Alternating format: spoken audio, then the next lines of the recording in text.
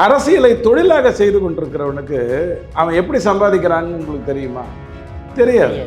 அவன் எப்படி சம்பாதிக்கிறான்? அவனுக்கு எப்படி பணம் வருது? அண்ணாமலைங்கிற பேர் சொன்ன உடனே கைத்தட்டல் பிச்சை எடுக்குதா? அப்போ மனுஷன் கரெக்டாக தானே இருக்கான்னு அர்த்தம். நானும் நீங்களும் வாய்ப்பு கிடைக்கலன்னு நொந்து போய் சில பேர் தற்கொலை கூட பண்ணிப்பான். வாய்ப்புகளை ஏற்படுத்தி கொள்ளுகின்றவர்கள் இவங்கெல்லாம். அவர் ஒரு ஐபிஎஸ். அண்ணாமலை ஐயாவுக்கு வருத்தங்கள் இருக்கலாம், அவருக்கு இலக்கு இருக்குது. இலக்கு தான் இந்த மாதிரியான மனிதனுக்கு முக்கியம். அப்போது இவன் வாக்குறுதி கொடுத்து ஏமாத்துறாங்கிறது இன்னைக்கு நேற்றுக்கு நடக்குதா? அண்ணாதுரை ஐயா காலத்திலேருந்து வாக்குறுதி கொடுத்து இதை ஏமாடுத்தா இருக்காங்க. இதை நான் பல முறை சொல்லியிருக்கேன். திமுக ஜெயிச்சு 2வது முறை ஆட்சிக்கு வந்ததில்லை. 10 பேரை காதலிச்சிருக்கலாம், ஒருத்தனை கூட கல்யாணம் பண்ணிக்கல, ஏன்னா பொண்ணு ஓடி போச்சு. இதுதானே திமுக, வேற எதுவும் கிடையாது. மடியில் உட்கார வச்சுட்டு ஒரு பொண்ணை கொஞ்சிக்கிட்டு இருந்தவனுக்கு எம்எல்ஏ சீட்டு கொடுத்து திமுகவில் வந்து ஜெயிக்க வைக்கல. கேவலமான வார்த்தைகளை பேசிக்கிட்டு இருந்த ஒருத்தனை சஸ்பெண்ட் பண்ணிட்டு திருப்பி அவனை சேர்க்கல. எல்லாமே அயோக்கியத்தனம். இன்னைக்கு தேர்தல் வந்துருச்சுன்னு உடனே ஒரு அதிகாரி நீக்கப்படுறாரு, நாளைக்கு அவர் திருப்பி வந்துடுவார். நானும் நீங்களும் பேச மாட்டோம். எலி செத்துருச்சுன்னு தெரிஞ்சிருச்சுன்னா நீங்கள் வீட்டில் வச்சிருக்க மாட்டீங்க. ஏதோ ஒரு பொந்தில் போய் உட்காந்து செத்துதுன்னா உங்களுக்கு தெரியாது. முதல் 2 நாள் ஸ்மெல் வரும். சகிச்சிக்க பழகிட்டீங்கன்னு வச்சுக்கோங்க, நீ வீட்டை காலி பண்ணும்போது தான் அந்த செத்தையிலேயே உங்களுக்கு தெரியும். 850 ஸ்க்ரீனு தமிழ்நாட்டில் அவருடைய படம், 3 காட்சி, 300 சீட்டு, 10 நாள் கூட்டினீங்கன்னா எத்தனை லட்சம் வருதோ அவ்வளோதான் அவருடைய ரசிகர் ஓட்டு, அவ்வளவுதான் அவருடைய ஓட்டு. 25 லட்சம் வச்சுக்கிட்டு நாத்தாக்கா சீமான் என்ன பண்ணுறாரோ அதை 85 லட்சம் ஓட்டை வச்சுக்கிட்டு விஜய் பண்ண போகிறார்.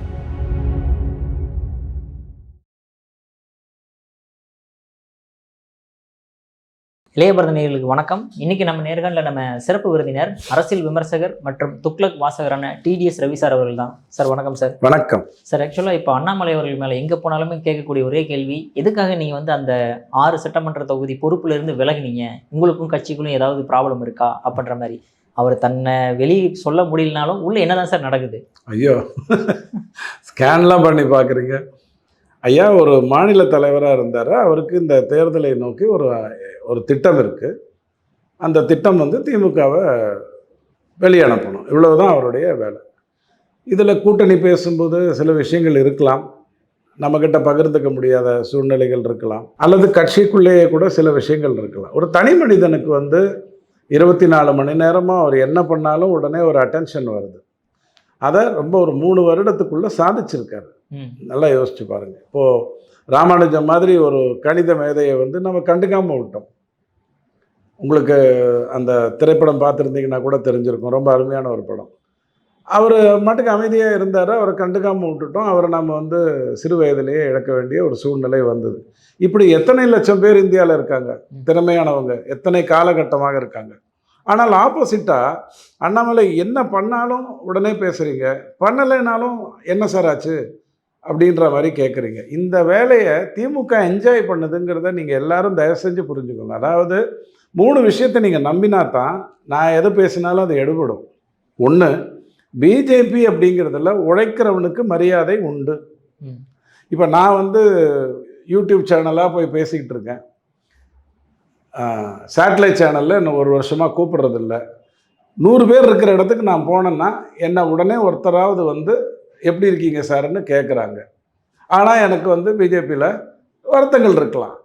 அது வந்து நான் தாண்டி வரணும். அதுக்கு தானே நம்ம என்ன 100 மீட்டர் ரேஸாக ஓடுறோம். வாழ்க்கைங்கிறது தடைகளம் தானே. தடைகளத்தை தாண்டி வரப்போகிறோம். இன்றைக்கி ஒருத்தர் தப்பு பண்ணலாம் எனக்கு எதிராக, நாளைக்கு அவரே என்னை வாழ்த்தலாம்.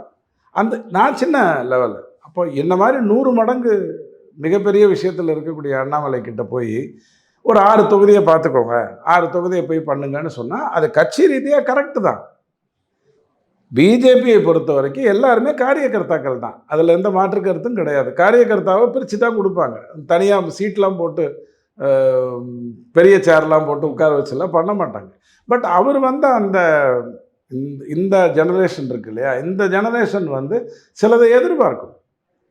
அந்த எதிர்பார்ப்பு கொஞ்சம் முன்ன பின்ன இருக்கும்போது அவங்க வெட்ட வெளிச்சமாக வெளில வந்து பேசுகிறாங்க. பேசாமையே பூசி மொழுகின்ற அரசியல்வாதி நல்லதா, வெளிப்படையாக தன்னுடைய மனதில் இருக்கிறத இல்லைங்க, என்னால் இந்த 6 மாவட்டங்களை பார்க்க முடியாது, எனக்கு எங்கள் அப்பா இருக்கார், அவரை நான் போய் பார்த்துக்கணும், இதில் ஏதாவது தப்பு இருக்கா? அரசியலை தொழிலாக செய்து கொண்டிருக்கிறவனுக்கு அவன் எப்படி சம்பாதிக்கிறான்னு உங்களுக்கு தெரியுமா? தெரியாது. அவன் எப்படி சம்பாதிக்கிறான், அவனுக்கு எப்படி பணம் வருது? ஆனால் அண்ணாமலை விஷயத்தில் உங்களால் சொல்ல முடியும். அவர் சொல்கிறாரு, நான் எனக்குன்னு இவ்வளோ செலவாகுதுன்னா அது இந்த விவசாயிகள்லாம் இந்த விவசாயத்தின் மூலமாக வருது. வெளிப்படையாக சொல்கிறாரு. எதை சொன்னாலும் கேள்வி கேட்டிங்கன்னா, இப்போ விவசாயத்தில் வருதுன்னு அவர் சொல்கிறாரு. உடனே அப்போ ஒரு மாதத்திற்கு 3 லட்சம் ரூபாய் வருமானு கேட்குறீங்க. ஜெயந்திக்கு நடராஜன்ட்ட இதை கேட்டிருக்கணும்ல, சிதம்பரம்கிட்ட இதை கேட்டிருக்கணும்ல, ஜெயலலிதா கிட்ட கேட்டீங்க. ஏன்னா திமுக இல்லை அவங்க. ஸோ திமுக வந்து யாரையாவது டார்கெட் பண்ணிச்சுன்னா எப்படி வேணாலும் கேள்வி கேட்கும். இந்த மாதிரி நிலையிலேருந்து நம்ம வெளில வந்துடணும். ஸோ ஃபஸ்ட்டு நம்பிக்கை உங்களுக்கு இருக்க வேண்டியது, பிஜேபிக்குள்ளே யாராக இருந்தாலும் காரியகர்த்தாக்கள் தான். கொம்பு முளைக்காது, முளைச்சாலும் பெயிண்ட் அடித்தாலும் காரியகர்த்தாக்கள் தான். இதை முதல்ல நம்புங்க. ரெண்டாவது, உழைக்கின்றவனுக்கு இன்னைக்கு இல்லைன்னா நாளைக்கு. ஆனால் உறுதியாக திமுக மாதிரி நீங்கள் எவ்வளோ உழைத்தாலும் பர்த் சர்டிஃபிகேட் வச்சுக்கிட்டு ஒருத்தன் வந்துடுவான். ஒரு பர்த் சர்டிஃபிகேட் இருந்தால் போகிறோம். அவன் 8ஆம் கிளாஸ் ஃபெயிலோ, 8ஆம் கிளாஸில் பிட் அடித்தானோ, 8ஆம் கிளாஸ்லேயே காஞ்சா அடித்தானோ, போதையில் இருந்தானோ, இல்லை எஸ்ஐஆராக இருந்தானோ, சாராக இருந்தானோ, எதுவுமே உங்களுக்கு கேவலம் இல்லை. அவர் வந்து ஒரு பர்த் சர்டிஃபிகேட் வச்சுருக்காரு, இன்னாரின் பையன்ட்டார்னா அவர் தான். நீங்கள் என்ன உழைச்சாலும் அந்த 13 குறுநில மன்னர்களும் அந்த குடும்பம் மட்டும்தான். காங்கிரஸ்லேயும் அப்படித்தான். அந்த இப்போ ரேவந்த் ரெட்டிக்கு மீறி நீங்கள் தெலுங்கானாவில் ஒன்றும் பண்ண முடியாது. டிகே சிவகுமாருக்கு மீறி நீங்கள் கர்நாடகாவில் எதுவும் பண்ண முடியாது. அதனால தான் இந்தியாவில் அது சுருங்கி போய் 3 மாநிலத்தில் மட்டும் ஆட்சி செய்யக்கூடிய அளவுக்கு வந்துருச்சு. இதுக்கப்புறமா அவங்க பாடம் கற்றுக்க மாட்டாங்க. ஆனால் இங்கே பிஜேபியில் அப்படி கிடையாது, கற்றுக் கொடுப்பாங்க. இது 2வது நம்பிக்கை, உறுதியாக பிஜேபி அப்படின்னு வரும்பொழுது. 3வது தான் இந்த சித்தாந்தம். இந்த சித்தாந்தத்தை பொறுத்த வரைக்கும் பொறுப்புகளை அண்ணாமலை மாதிரி இருக்கிறவங்கெல்லாம் இலக்குகளை தாங்களே நிர்ணயித்து கொள்ளக்கூடியவங்க. நானும் நீங்களும் வாய்ப்பு கிடைக்கலன்னு நொந்து போய் சில பேர் தற்கொலை கூட பண்ணிப்பான். வாய்ப்புகளை ஏற்படுத்தி கொள்ளுகின்றவர்கள் இவங்கெல்லாம். அவர் ஒரு ஐபிஎஸ், அதெல்லாம் ஒரு ஆர்எஸ்எஸ் ஆளுக்கும் ஒரு ஐபிஎஸ்ஸுக்கும் ஒரு ஐஏஎஸ்ஸுக்கும் ஒரே மாதிரியான சிந்தனை ஓட்டம் தான் இருக்கும். ஸோ முதல்ல அண்ணாமலையே நம்புங்க. தேவையில்லாமல் அவர்கிட்ட கேள்வி கேட்டு என்ன பிரயோஜனம்? அவருடைய இலக்கை நோக்கி போகிறார். 2024 ஒரு படி மேலே வந்தாரா? 13 மாவட்டங்களில் 2வது நிலைக்கு அதிமுக பிரிந்திருக்கும் போது வந்தாரா? இப்போ 2026 இப்போ 4 எம்எல்ஏக்கள் இருக்கா? 20 எம்எல்ஏக்களை கொண்டு வருவாரா? அது பிஜேபியே கொண்டு வந்திருக்கட்டும். ஏங்க, மெட்ரோ கையெழுத்து போட்டு 16% வாங்கினது திமுக.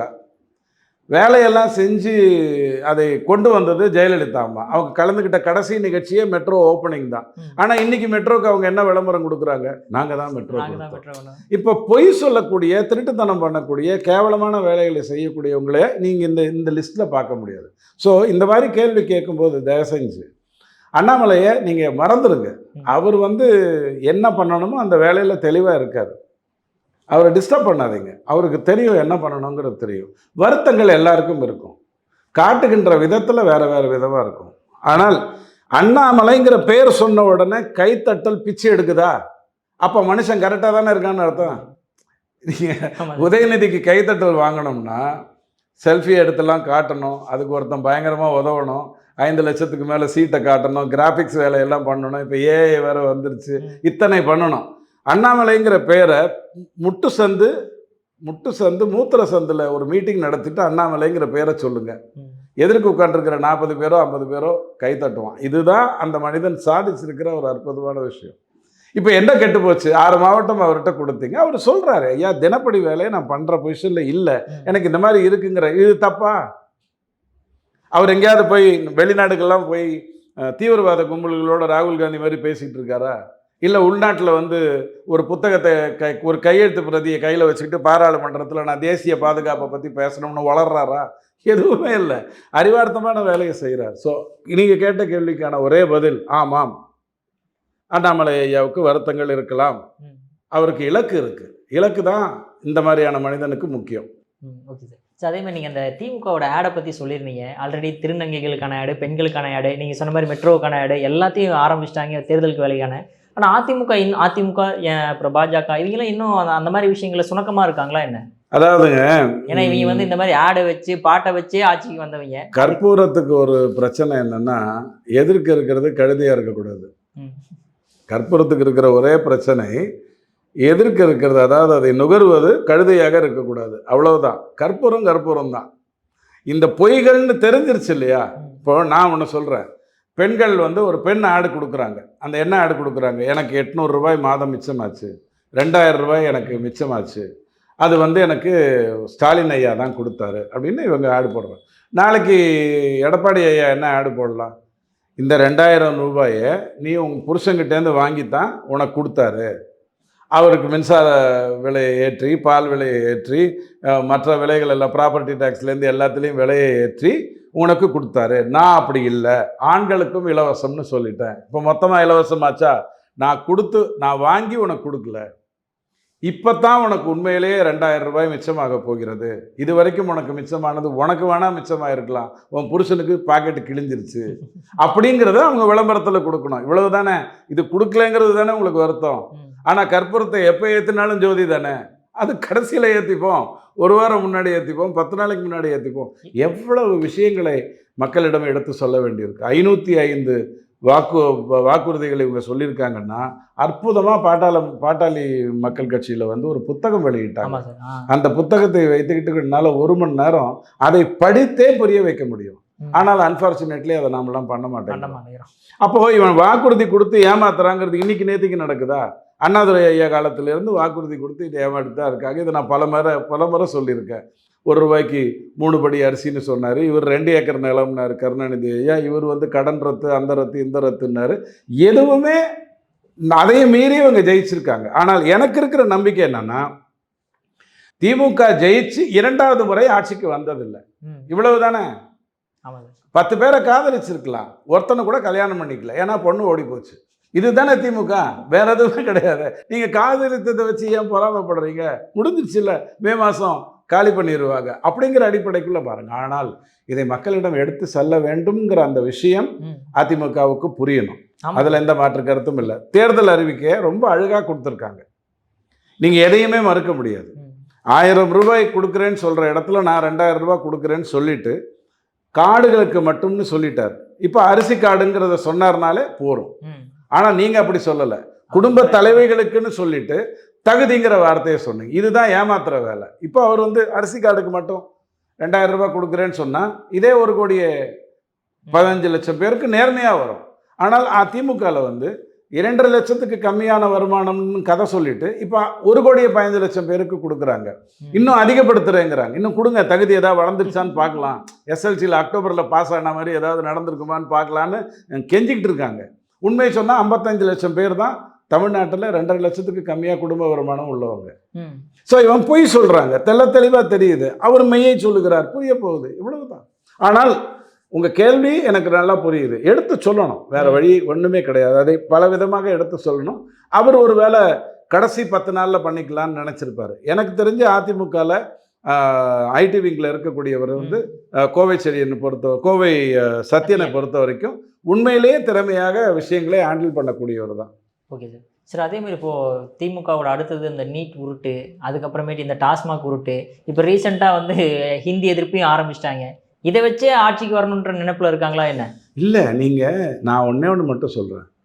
இப்போது KN நேரு வந்து 888 கோடி ஏமாற்றிட்டாரு. எங்கே போனாருன்னே தெரியல. அதுக்கப்புறம் 1020 கோடிக்கு ஏமாற்றினார். அப்புறம் 450 கோடிக்கு ஏமாற்றினாருங்கிறதோட நீங்கள் உங்கள் வருத்தத்தை எடுத்துக்கிறீங்க. நீதிமன்றம் அவரை தண்டிக்கலை அப்படிங்கிற கடுப்பு வேற உங்களுக்கு இருக்குது. அப்போ பிஜேபி வந்து சைடில் காசை வாங்கிட்டு இவங்களெல்லாம் விட்டுடுறாங்கங்கிற ஒரு எண்ணமும் உங்ககிட்ட இருக்குது.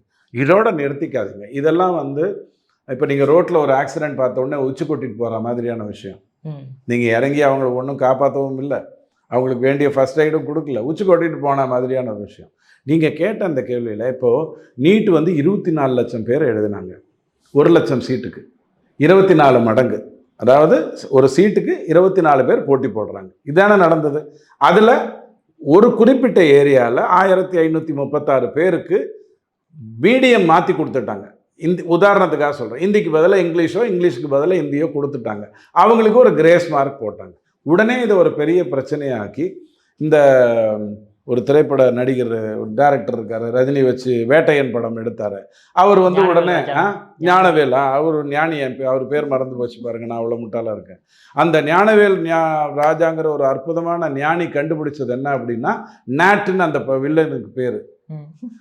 இந்தியாவில் நீட்டு நடத்துறது யாரு? நாட்டு.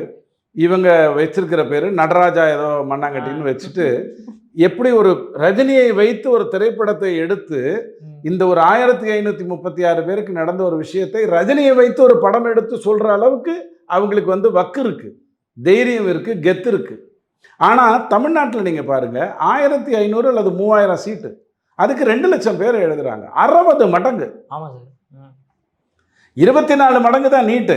அதை நடத்த தெரியலன்னு நீ குற்றச்சாட்டு சொல்ற. ஒரு 1536 பேர் 24 லட்சத்தில் வகுத்தீங்கன்னா 1536க்கு உங்க கால்குலேட்டர்ல வந்து புள்ளி வராது, 000 தான் வரும். ஆனா இங்க 60 மடங்குக்கு சீட்டு கொடுக்குறேன்னு சொல்லிட்டு எக்ஸாமை நடத்த துப்பு இல்லாம, அதுவும் சாதாரண பிரச்சனை. இப்போ நீட்டில் வந்து நீங்கள் ஏமாற்றணும்னு முடிவு பண்ணால், ஒரு கம்மலில் வந்து நீங்கள் உங்களுக்கு இந்த எந்திரன் படத்தில் காட்டினாங்க, ஐஸ்வர்யா ராய் உட்காந்து எழுதும்போது இவர் எப்படி இங்கே உட்காந்துக்கிட்டு ஒரு இங்கே ஃபுல் ஸ்க்ரீனில் அதை காட்ட முடியுங்கிறத உங்களுக்கு காட்டினாங்க. இந்த மாதிரி கம்மலில் தேடுகிறார்கள், நாங்கள் என்ன அயோக்கியர்களா, தலைமுடியில் கைவிட்டு பார்க்கிறார்கள், நாங்கள் என்ன கேவலமானவர்களா, என்ன கதை விட்டான். இத்தனை கதையும் நமக்கு அது என்னங்க, பெண்கிட்ட போய் தலையில் கை விட்டு என்னங்க இப்படின்னு நம்ம யோசித்தோம். திருட்டுத்தனம் பண்ணுறவனுக்கு தெரியும் எங்கே வைக்கணும்னு. இதை சொல்கிறது புரியுதுங்களா? கொஞ்சம் இதுக்கப்புறம் நான் அதை விளக்கினேன்னா கொஞ்சம் நாராசமாயிடும். நான் அதை விளக்க விரும்பலை. பெண்ணாக இருந்தாலும் ஆணாக இருந்தாலும் தப்பு பண்ண முடியும். அவனை நம்ம தேடத்தான் வேணும். இப்படி வான்னு சொல்கிறாங்க, அப்படி வர சொல்கிறாங்க. அப்படி வரலைன்னா கண்டிப்பாக பிரச்சனையை கொண்டு வராங்க. இங்கே ஆனால் நடந்துட்டு இருக்கிறது என்ன, 60 மடங்கு எழுதுறாங்கன்னு தெரியும். உங்களுக்கு பொறுப்பு எப்படி வரணும்?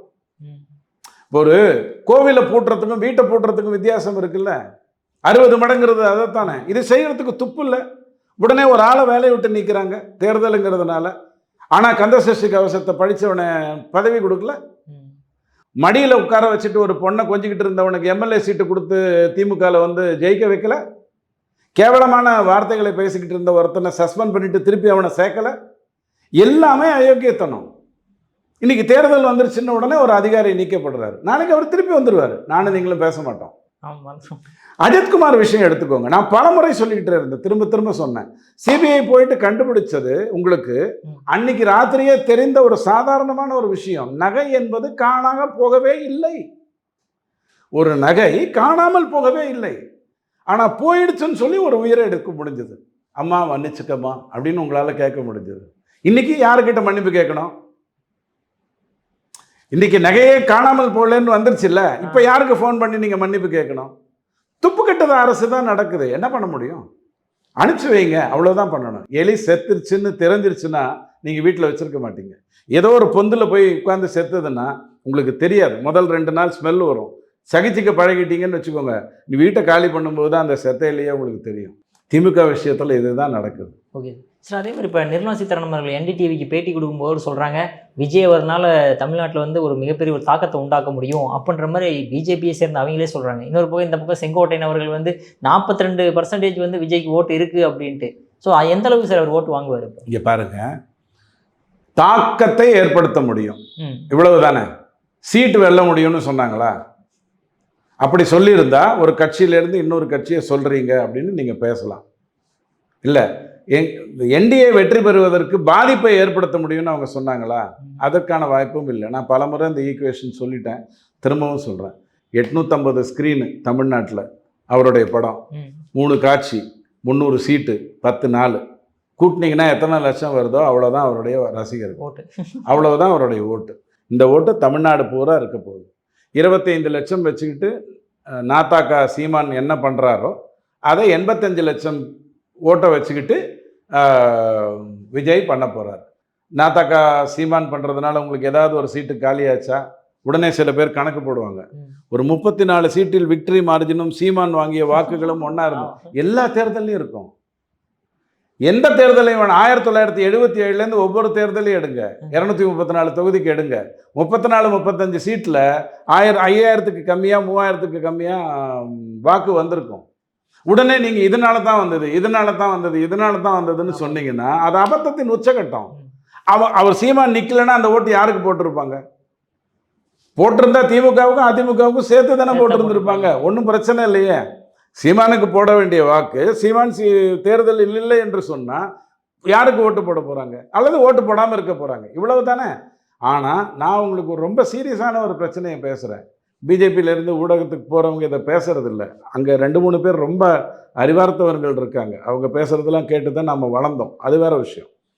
எஸ்ஐஆரில் 95 லட்சம் பேர் நீக்கிட்டாங்க. இனி கள்ள ஓட்டு போட முடியாது. இதுதானே உங்க கருத்து? இது எவ்வளோ அபத்தம்? 100 சீட்டு 100 ஓட்டு, அதில் 30 ஓட்டு போடப்படவில்லை, 70 தான் போடப்படுகிறது. கரெக்டா? இந்த 30லேருந்து 12 நீக்கிட்டீங்க. 4 வாட்டி செத்தவன் 3 வாட்டி செத்தவனை நீக்கியிருக்கீங்க. இப்போ தான் நீக்கியிருக்கீங்க. இப்போ இதில் இன்னும் 18 இருக்குது. இவங்க ஓட்டு போட போகிறதில்ல. ஏன்னா 70% தான் எப்போதும் ஓட்டு வருது. கள்ள ஓட்டு போட்டதெல்லாம் இந்த 70 தானே. 12 நீக்கினதுனாலேயோ 18 விட்டதுனாலேயோ இந்த 70 ஏதாவது மாற்றங்கள் வருமா? எஸ்ஐஆருங்கிறது இந்த ஃபார்முங்கிறது 100 பேருக்கும் தானே கொடுத்தீங்க.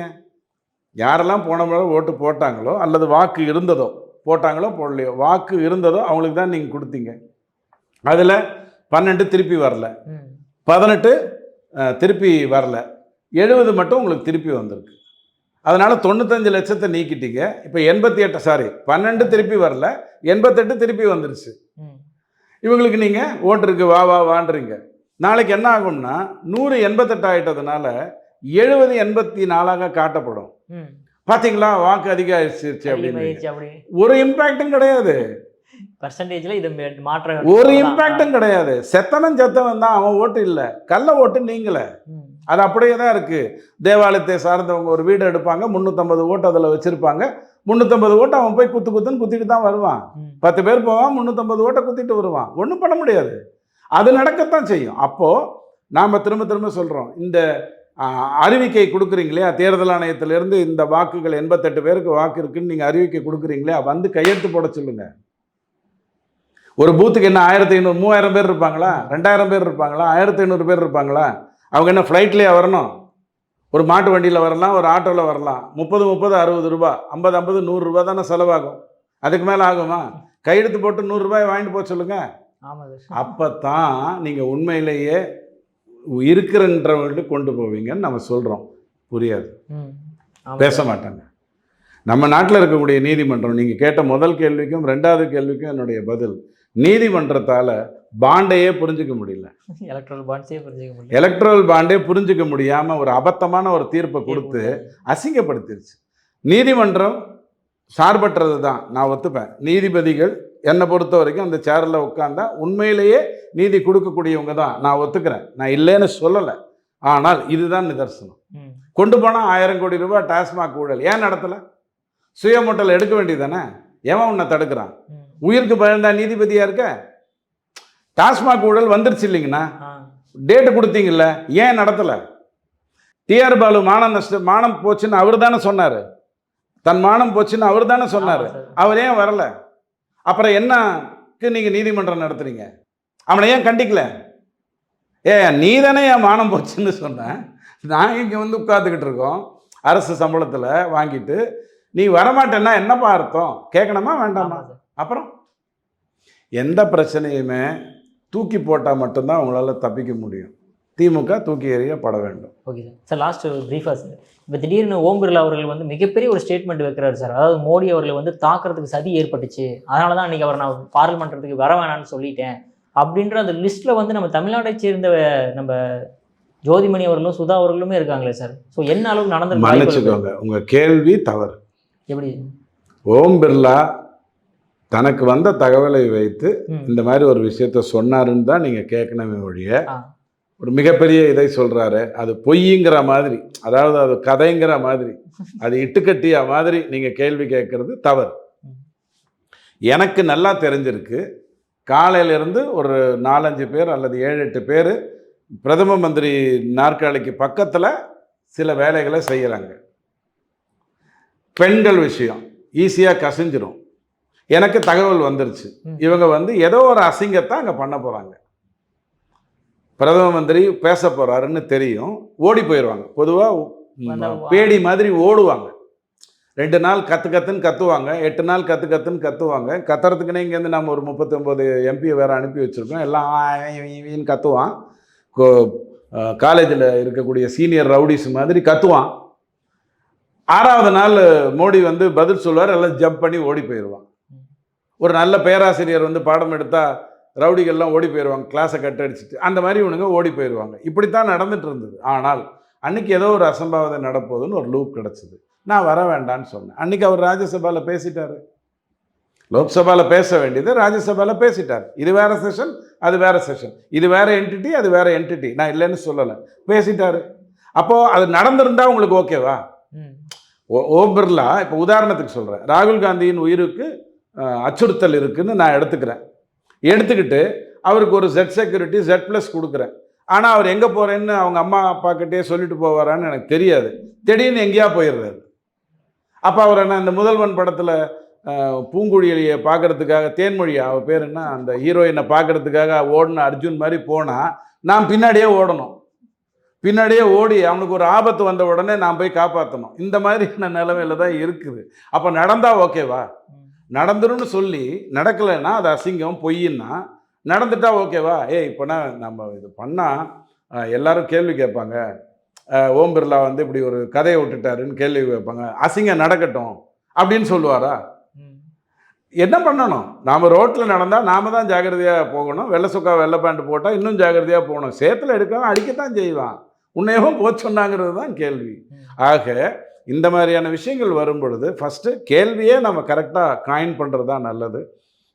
ஒரு பேச்சுக்காக சொல்கிறேன், சார் நீங்களாம் எப்படி சார் நல்லா இருக்கீங்க, நல்லா இருக்கீங்களா அப்படின்னு கேட்டால் அது விசாரிப்பு இல்லை. அப்படி கேட்க முடியாது. ரவுடியாக இருந்தாலும் நீங்கள் எப்படி கேட்கணும், சரி அப்படி நல்லா இருக்கீங்களா, கொஞ்சம் பார்த்துக்கப்பா அப்படிங்கிற மாதிரி தான் நம்ம கேள்வி கேட்கணும். இந்த மாதிரியான விஷயங்கள் நடந்துட்டு இருக்கிறதும், அதாவது ஒரு செய்தி வந்த உடனே அந்த செய்தியின் அப்படியே எடுத்துக்காதீங்க. அந்த செய்திக்கு ஒரு லேட்ரல் திங்கிங் இருக்கும், மாற்றி யோசிக்க வேண்டிய அவசியம் இருக்கும். அப்படி யோசித்தா தான் பதில்கள் நேர்மையாக வரும். ஓகே சார், உங்கள் அற்புதமான கருத்துக்களை இளைஞரோட பார்த்ததற்கு மிக்க நன்றி சார். தேங்க்யூ.